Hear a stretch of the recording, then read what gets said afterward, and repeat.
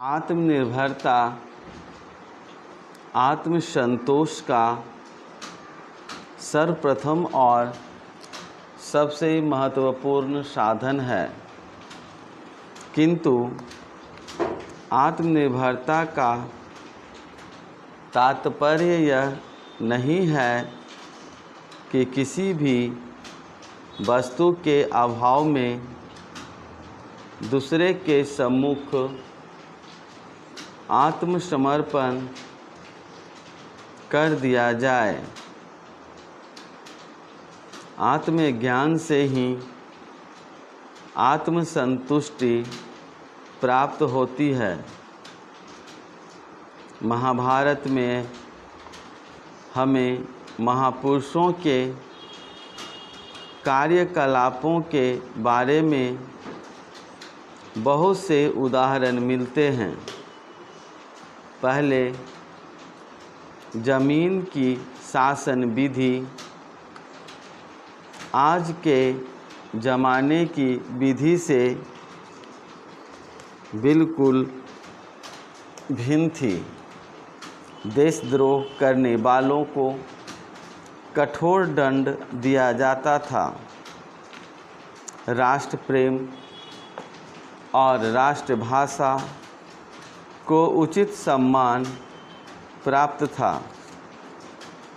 विदेशी राजनयिकों को भी बड़ा आदर मिलता था।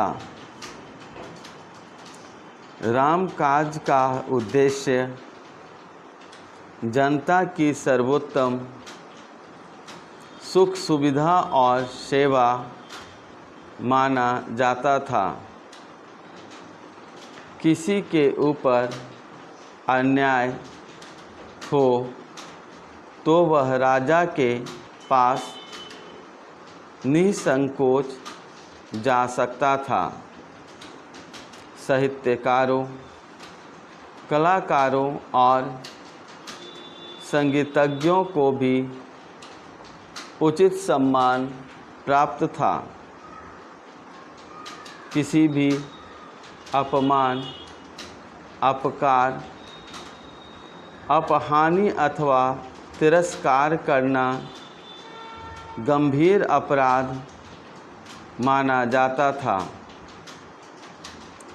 जनशक्ति का पूरा उपयोग होता था। जनसंपर्क के अनेक साधन थे। संकटपूर्ण स्थिति में धनी लोग निर्धनों के लिए अपने भंडार खोल देते थे। राजकीय आदर्श सर्वश्रेष्ठ मानव सेवा का सर्वोत्तम लक्ष्य माना जाता था। समाज में हिंसा के लिए कोई स्थान नहीं था। इसलिए भारत के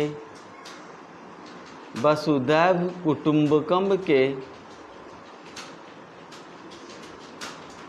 सिद्धांत को विश्व के देश आज भी सर्वोत्कृष्ट मानवीय सिद्धांत मानते हैं। इसी अहिंसावादी